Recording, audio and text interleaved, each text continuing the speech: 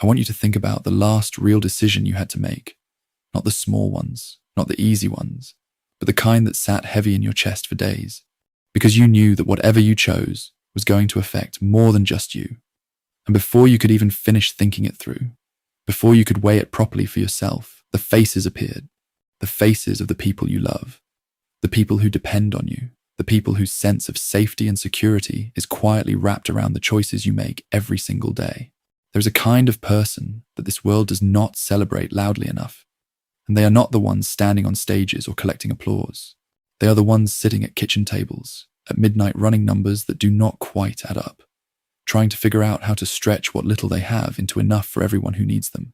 And they do this not because someone is forcing them to, not because they have no other option, but because love, real love, the kind that has weight and history and responsibility attached to it, does not allow them to think about themselves first. Think about the parent who took the job they did not really want, because it paid better than the one that made them feel alive. And they made that trade quietly, without complaint, without asking anyone to acknowledge the cost of it. Because on the other side of that trade was a child who needed shoes and school fees and a future that did not start with a deficit. And to that parent, the maths was simple, even if it was painful. Because when you love someone the way a parent loves a child, your own comfort becomes a secondary consideration, so naturally and completely that you almost stop noticing the sacrifice.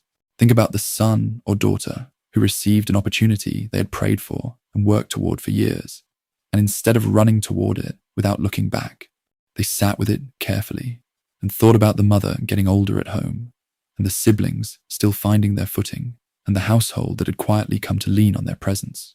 And so they tried to find a version of their own success that would not require the people they loved to go without. Because for them, winning alone was never really winning at all. There is a mother somewhere right now who is pretending to be fine because her children need her to be fine. And there is a father somewhere right now making a phone call he does not want to make because his family needs the answer on the other end of that line to be yes. And there is a son or daughter lying awake right now, trying to hold their own life together, while also being the foundation that keeps everyone else standing. And none of them are asking to be seen, but they deserve to be seen. They deserve to have someone look at the weight they are carrying and say out loud that it is real and it is extraordinary and it matters. Some carry the weight of a whole family in every decision they make. Every choice has faces behind it. And if that is you, if you are someone whose decisions have never been purely your own, because you have always had faces in mind when you made them, then I need you to understand something deeply and completely. The weight you carry is not a burden you were cursed with. It is a trust you were given. It is what it looks like when the people around you found in you something solid enough to build their lives against. And that is not a small thing. That is one of the most profound things one human being can ever be to another. So keep going.